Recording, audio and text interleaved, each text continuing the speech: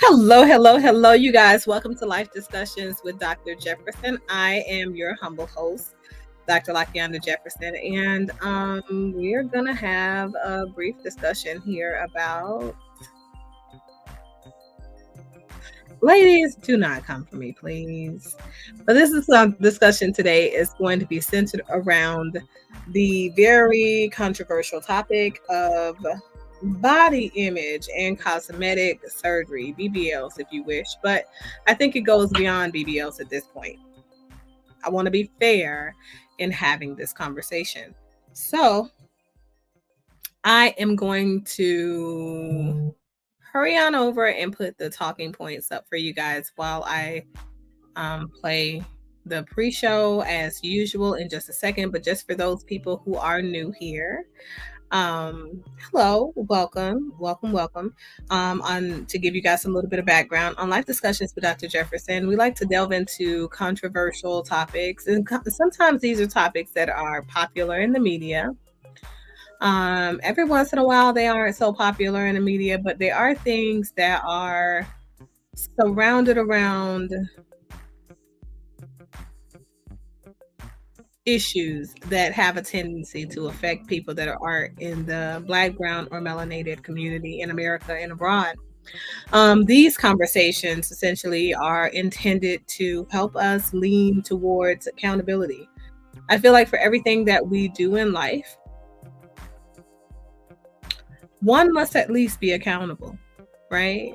It doesn't necessarily mean that you're responsible for any outcomes that are associated, but definitely be accountable. So let's just say that we're going to call a thing a thing. And after recognizing that this thing is a thing, here are some of the suggestions that we could do to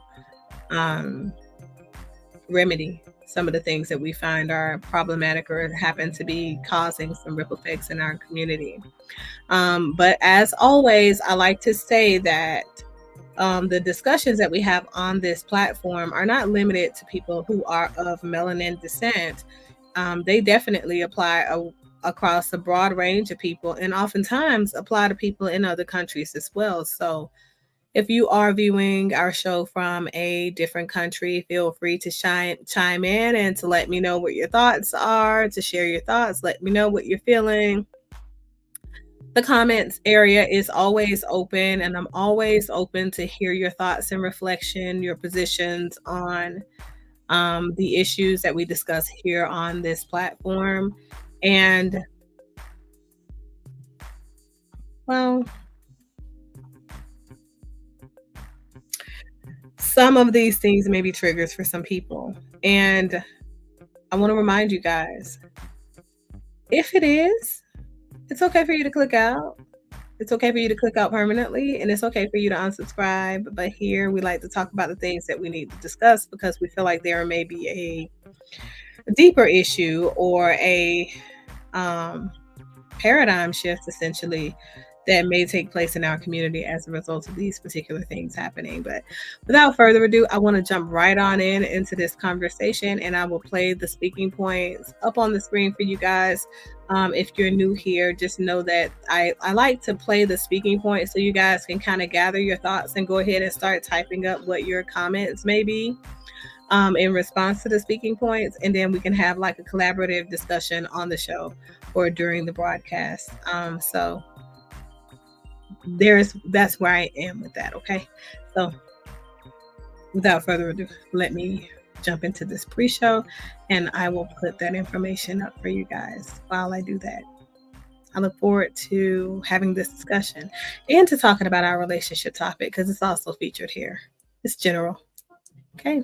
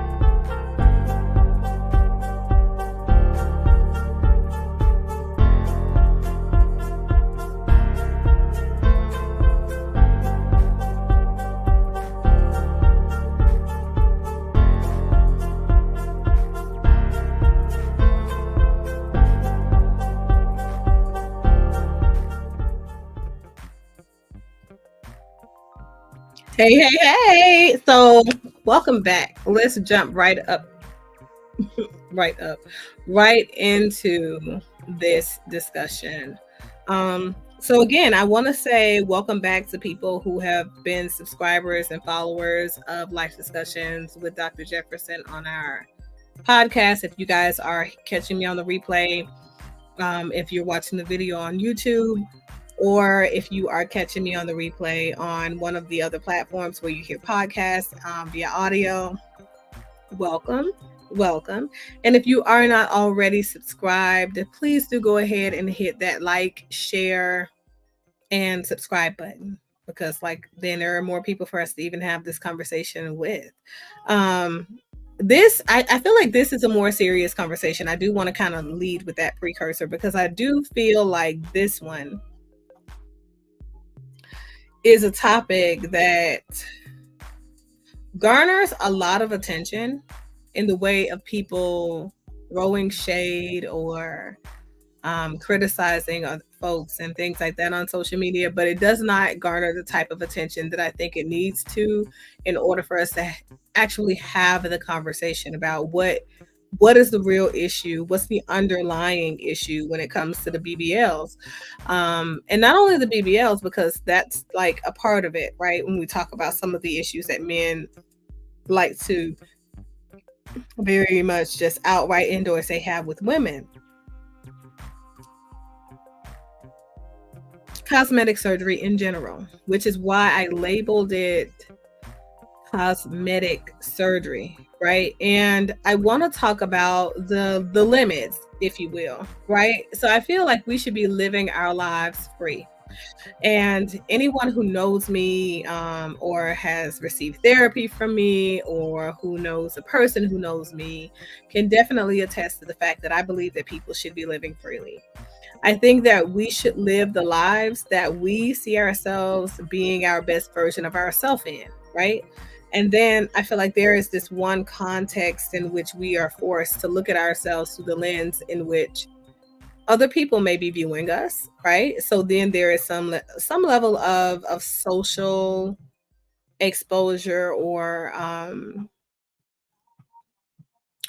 the depths of social comparison and pitfalls of it playing a huge role in the way that we see ourselves and the way that we evolve, right? The version of self that we see, right? So what I'll say is, we have to learn how to express ourselves in a way that demonstrates not only just respect for other people in public. I think it also has to demonstrate our uniqueness, right? Our authenticity, differentiation from people that we've come up around. So people that are the same culture as us, or some people that are the same family as we're from, and that kind of thing. But there has to be, in my opinion, there is a limit to the freedom of expression, right? When I say that we have to conduct ourselves or express ourselves in a way that is respectful of other people, we walk out of the house now, and oftentimes people are very much unkempt, and they don't believe in combing their hair. And I get it, right? If you're going to the grocery store, if you're going anywhere, you're not required to do something with yourself, but it does say something when you don't, right? And I'm not quite sure how much I feel that it says something so negative about a person who decides to not really do much with themselves before they leave the house, but it does say something, because you don't have to do much, but you do have to clean up a little bit, right? The expectation is to have on clothing and have those clothing be presentable in public. But now we live in a society where the assets of people are on constant display. And not only are these assets on constant display, we live in a society that's judged by and constantly we're oversaturated with social media exposure. Now, That being a fact, right? I want to bring something else up. 1 second. Let's see if I can bring this forward for just a second so that you guys can have a good look yourselves, because I can just share it on screen. At least I think I can. Because it may help to, shed some light on the limits, right? So one would not be asking you to dress up. Okay. And if you dress accordingly, is that enough? Right? You don't have to dress up as if you're going to a gala or something like that, or you're going to be featured on somebody's TV show or you know what I mean, making a public appearance. You don't have to go that far. But I do think you have to make sure that you're fully clothed, right? That's the standard. And in the event that you go out and you're not fully clothed, people might have some questions. In the event that you're overly clothed, people may have some questions, and they may have some concerns as to whether or not you're fit emotionally, mentally, etc. Because some of these things tell other folks that either you're overdressed for the conditions, you're underdressed for the conditions, and then we have to look at the conditions, right? I think that if we took that same level of concern when it came to the freedom of expression that we talk about people do or don't have when it comes to their body image or the excessive surgeries, etc., that kind of stuff, that would sometimes be an overreach. So I'm not trying to infringe on anybody's basic right to express themselves. I'm just asking the question, or rather suggesting that we have the conversation around how important is it for us to make sure that the representation that we put out there into the public is actually reflective of who we are. And then question ourselves as to what that says about us and whether or not that aligns with what we see when we look in the mirror. I could leave it at that, right? And that would be enough. So I found this image, right? And I wish I had an image for comparison purposes. Move into body image issues. Present.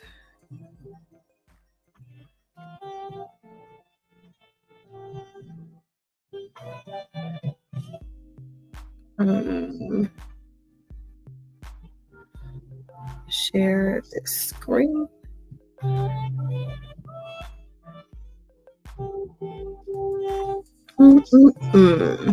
Yes, I have to excuse me because I am fairly new to this.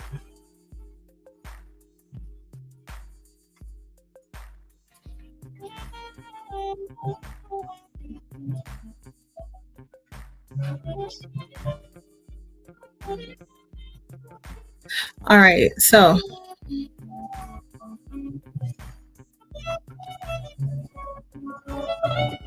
let's see if I can make this bigger. Is that a thing even?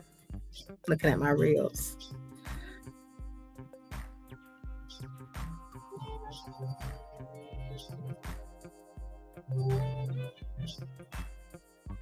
Okay. The most tallest. But really both of them, right? So my question then is, what are we doing here? Like, maybe I can get this fully up. What is this? What? Like, why? Just why? Just why? And for those of you who are catching me on the replay, I am featuring a reel that is on, I just put on my Facebook to demonstrate what I mean when I'm saying like body image issues, right? So the thing is, if you see a problem with your body, and I don't know, I don't have a side-by-side comparison of what this woman's body looked like pre-surgery or post-surgery, or if this is a surgery or one of those butt pads situation or anything like that. But this is a girl that is at the kiosk inside of a check-in at the lab. She's getting labs done. And that is what you see. Okay. Now, I don't want to, have people thinking that I'm body shaming, because it's quite the opposite thing, that's happening for me. I'm just simply trying to lean in and understand. And I'd like to know how you guys feel about cosmetic surgery and any potential limits that should or shouldn't be placed on cosmetic surgery, right? Because my thoughts are clear, okay?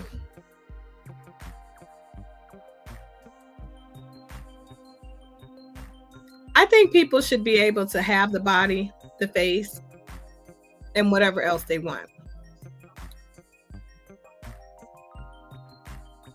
However, I think there's a ripple effect to cosmetic surgery or surgery in general, to be honest. Because like the more surgeries you have, the more at risk you are, right? And then if you're putting yourself at under unnecessary health risks, at that point, and you know that you're putting yourself at unnecessary risk to your health, it's that not self-injury.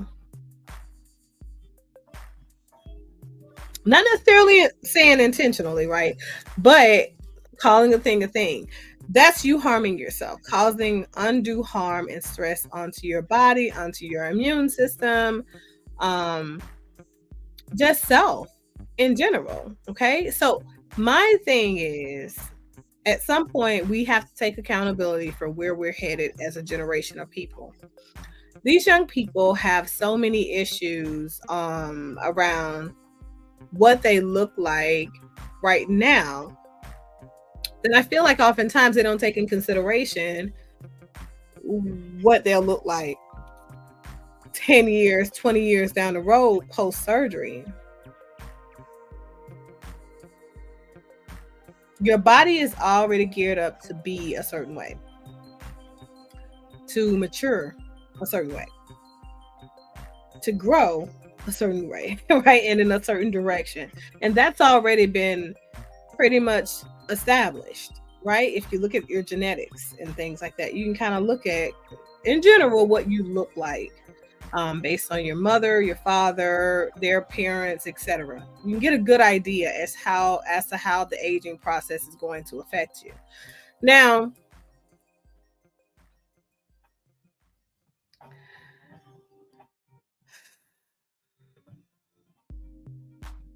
it raises the question of who is this young lady doing all of this unnecessary, or well, I guess she figures it's necessary, right? Why is she doing all of this? Like, what is the purpose of it? And I've heard several women have those conversations. And what I gather is that many women feel like they should be able to live their life the way that they want to live their life, and that no other person should be in control of their destiny as to what they look like and what they want to do. And oftentimes these young ladies tell me it's pretty much the same as you deciding to modify your body by way of getting tattoos or by way of wearing makeup, right? So let's just say wearing excessive makeup or getting excessive tattoos or whatever have you, let's just say that also has to do with the way that we see ourselves and us having body image issues, which currently I cannot really see, but I have heard of such. Okay.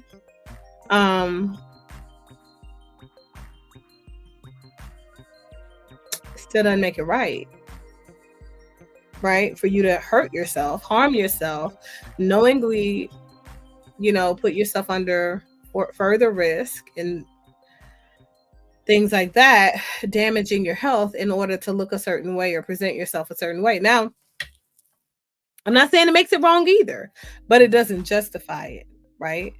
So what I'm saying is, let's take a step back, and I think people should evaluate their decision to go under the knife for whatever cosmetic surgery that they're vying for, and whether or not that surgery is deemed to be medically necessary. And I think they should be having the additional conversations, perhaps with their healthcare provider and their cosmetic surgeons, because if you ask them the questions of how is this going to potentially affect me in the future if I have to have a life-saving surgery, right? Or if I have to have another type of surgery and it's medically necessary, does it increase the risk that I may bleed out or have a heart attack or have a stroke during the surgery? Is this anesthesia going to cause any long-term effects? Is this going to potentially put me at risk for additional health issues? Like, I think if we started asking those questions prior to engaging or entertaining the idea of getting these surgeries, I think that people wouldn't get them. Because the contraindications for BBLs are like, there are so many. So I think maybe people just aren't asking the right questions, or maybe they're not leaning in the right direction to hear the answers that are given to them. But I think that would fix that. Now, would it fix all of the surgeries that men are having to implant fake abs or hair? Right? Because it's also a cosmetic surgery. Or any of them, right? It wouldn't address that issue, but it would, because I'm encouraging you guys to just take another look, right? Take another look at how important self-image is and what you're making this decision based on. Personally, from what I see in the arguments, women are saying that they're doing these things because they like the way these things look. And that's the body that they want.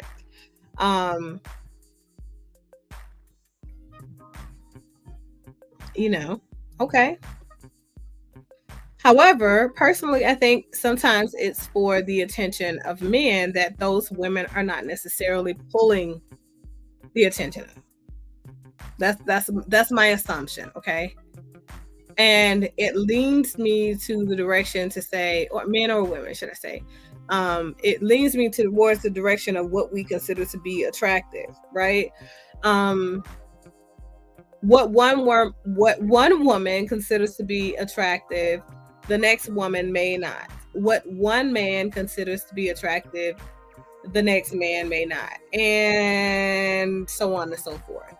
Now, I want to know from you guys in the comments, when you get a chance, what does an attractive person look like to you?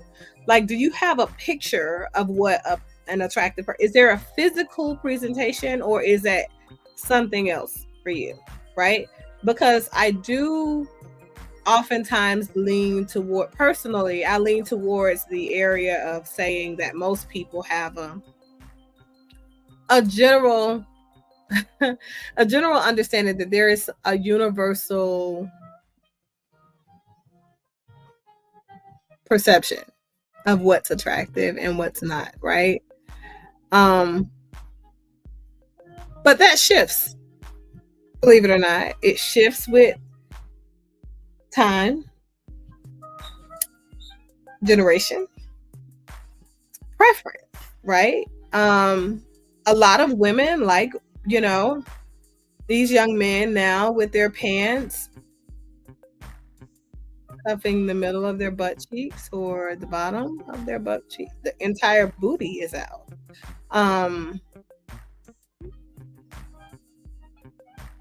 I don't see how that can be attractive. I've never understood sagging. It's not my thing. But it doesn't mean that I don't know people who do, and that I don't know people who actually go after that look, that find that to be appealing, right? So that's a thing for somebody, right? Just not me. And there are women who think it's cute for them to walk out with half of their rear end showing as well, because that's actually a style now. They make a style of dress, skirt, with half of the rear end out. That's the thing. And clearly that works for some people. Clearly that gets folks looking. It draws the attention of somebody. Now, would I personally go out with half of my rear end out, exposed at the beach? Not to the mall. Not to dinner. Not around my house. I'm just kind of no, not that much booty. Not even walking around lounging. I don't know. I think that some of the style of dress that I see is questionable. And men and women, okay? But I think there is a universal declaration of people being attracted to other people or what people consider to be aesthetically pleasing. Now,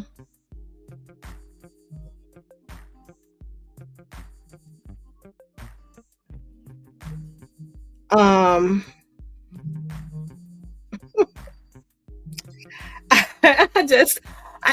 I don't know. That BBL, I probably I'm looking at it, I'm thinking, you guys, I just don't think that that's attractive to anybody. And I think that there is a general consensus around amongst women who have gotten the BBLs done that they need to have their thighs at least match with the butt that they're getting injected. So I think that that's the thing. But also, again, I have to say, you got to caution people because I really think that we're traveling down this rabbit hole of no return if we just decide that we're just going to all go get fake booties, you know, but to each his own, right? But I want to know what an attractive person looks like to you, nonetheless, okay? So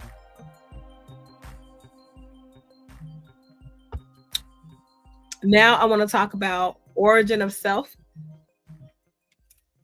and acceptance in our culture. This one is really big, okay? What a young man or a young woman considers to be attractive oftentimes is contingent upon what he's been exposed or what she's been exposed to coming up, right? Just like when it says when we lean towards our belief systems, religious practices, rituals, and things like that are a part of who we are, the things that make us us, oftentimes are based on the culture that we were reared in. Now, the culture doesn't always just include filial exposure, so family.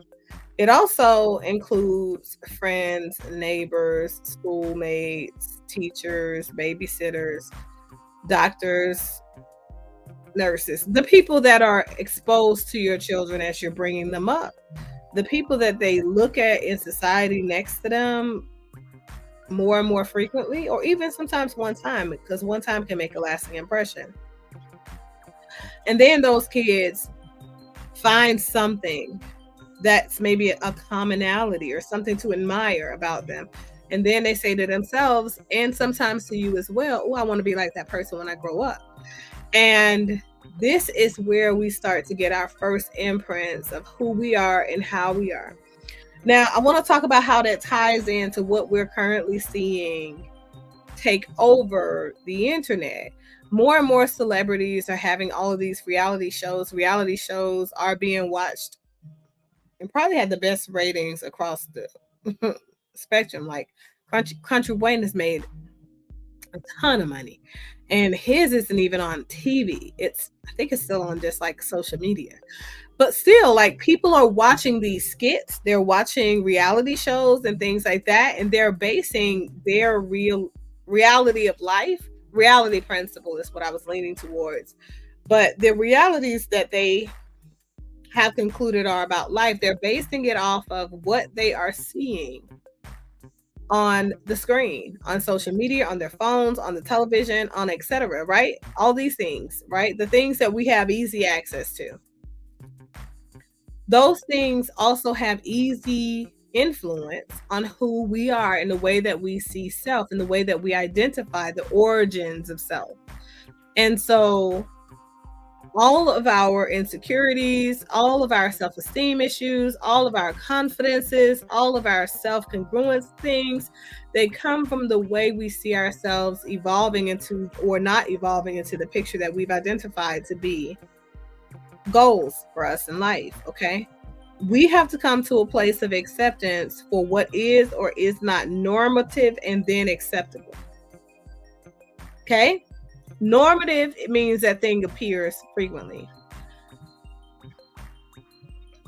Acceptable means that thing appears without scrutiny repeatedly, right?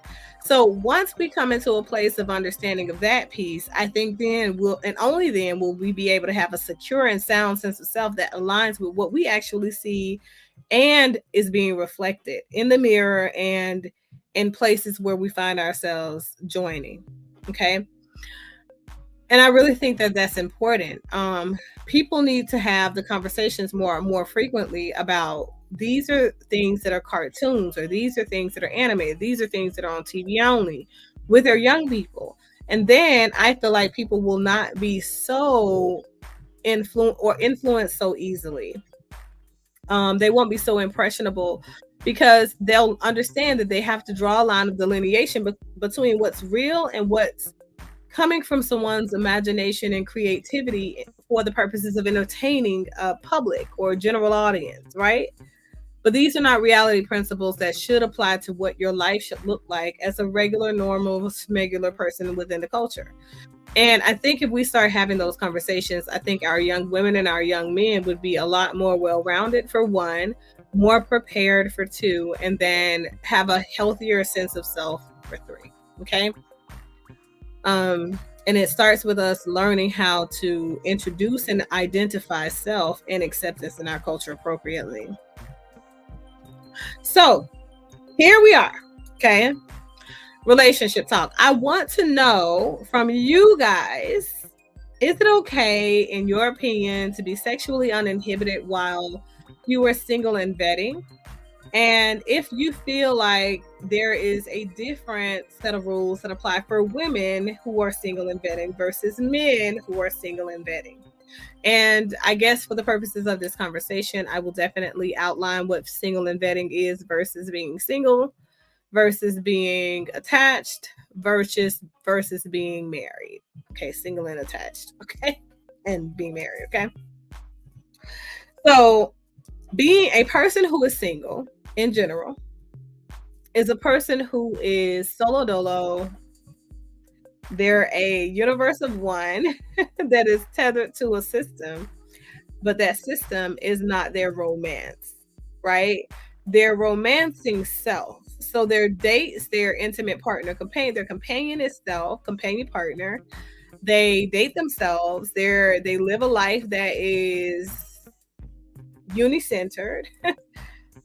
They may be collected to their family of origin or extended nuclear family or something like that, but they are very much just single people. They're not dating. They're not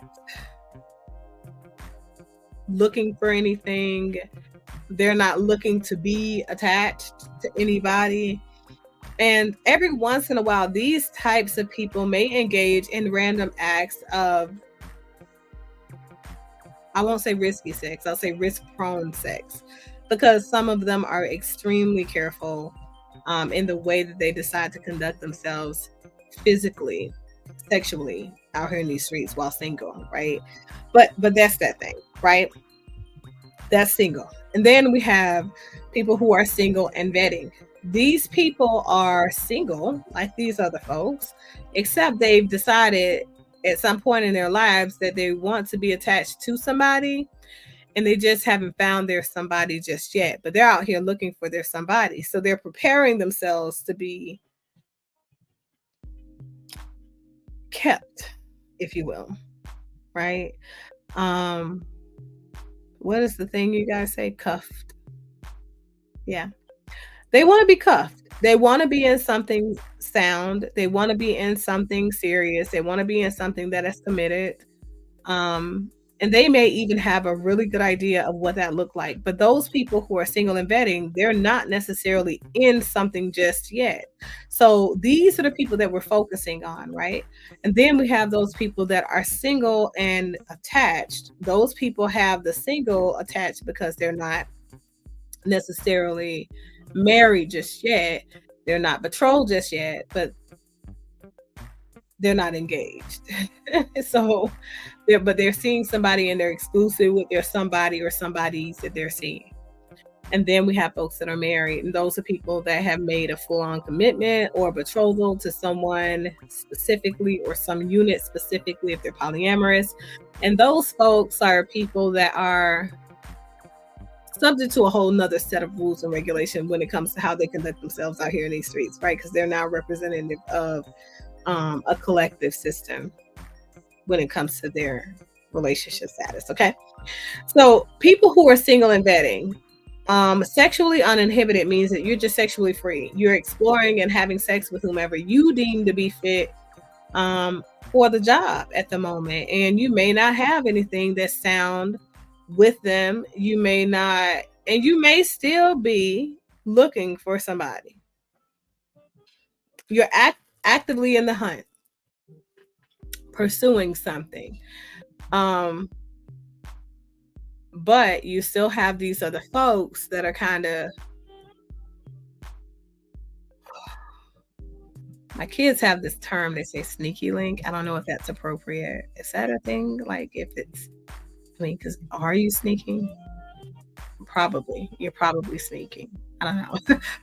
But like the person that's like your sex partner and that's it, or random sex that you're having with people. I think that there is a responsible way to be sexually uninhibited and sexually explore your options. And I think there are less responsible ways. I won't say irresponsible, but less responsible ways to do that. You have lots of folks that take prophylactics of PrEP just in case they found themselves in a relationship with somebody who a sexual relationship, who wants a sexual relationship but not a sensual relationship, not an actual commitment, right? So they're just fulfilling the physical need and that's it, right? And that person doesn't want more, they don't want more, but it might be a one night stand or something like that, right? So if you take PrEP, it protects you from getting HIV, but there is also a secondary to PrEP, and that prevents you from getting like some of the major STIs out there, like gonorrhea, chlamydia, etc. You could also take that. They could be taking them both, right, on a regular basis just to make sure that they're safe, but also still keeping in mind that they want to connect with someone else in a meaningful way, and they're still dating and looking for that. So I want to know from you guys if you guys think that it's okay for people to be sexually uninhibited, whether they are or are not taking prophylactics, and still be in the process of seriously betting a long-term commitment with someone else. And if there are different standards. Personally, I'm going to say that I don't think there are different standards. For me, I think that a lady in waiting, a guy who's out there looking in a heterosexual relationship or otherwise, they should present themselves appropriately.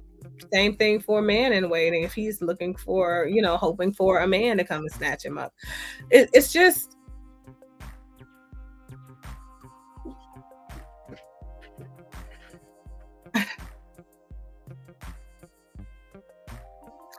it's just that people sometimes will not take you seriously if you're out here having random sex with folks, but you're telling them that you want to make a commitment to them. So I think that that's the thing, right?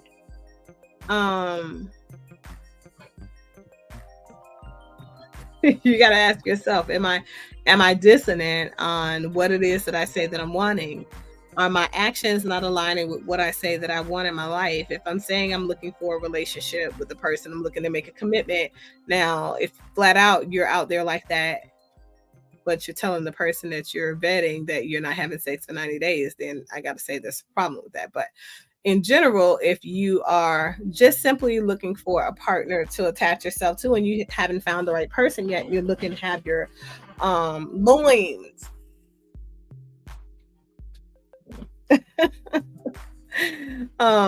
satisfied. I, who am I to say that you're wrong? But I will say, overall, we do need to take a look at the what we do and how that aligns with who we see ourselves as and what we want for ourselves long term. And that applies to both body image issues and BBLs and all of the cosmetic surgery that people are getting. And it applies to the way that we pursue relationships. So I think that we need to be honest with one another. We need to be honest with ourselves, call a thing, and move into a place to where we can acknowledge when we are misaligned with what we say our goals are in life. Um, that's pretty much all that I have. I'm super excited that I was able to get this done in less than 45 minutes. Um, I look forward to hearing from you guys. I really do, because like this is interesting. Tell me how you guys feel about BBLs and other cosmetic surgery. If you want to include makeup and other cosmetics, I know a lot of guys have a lot of flack that they give women for lashes being so excessive and stuff like that. But I want to know what your thoughts are. Continue to share. And if you guys catch me on the end of this on the replay, the comments area definitely should be open. You guys can scroll back and forth in the conversation and give me some of the things that you feel need to be done. Maybe some of the conversations that need to be had in this community now around the dangers of having cosmetic surgeries, especially BBLs, but cosmetic surgeries in general, and the importance of moving into a place of personal acceptance where you see yourself for who you are and you're proud of what you see and who you see in the mirror every day. I think it's important that we find ourselves approaching that instead of allowing society and the falsehoods of social media and reality TV to dictate what life we choose to live and what that looks like. So that's all that I've got, you guys. Thank you so much for your time, and I'll be seeing you soon in the next one. Later days. Bye.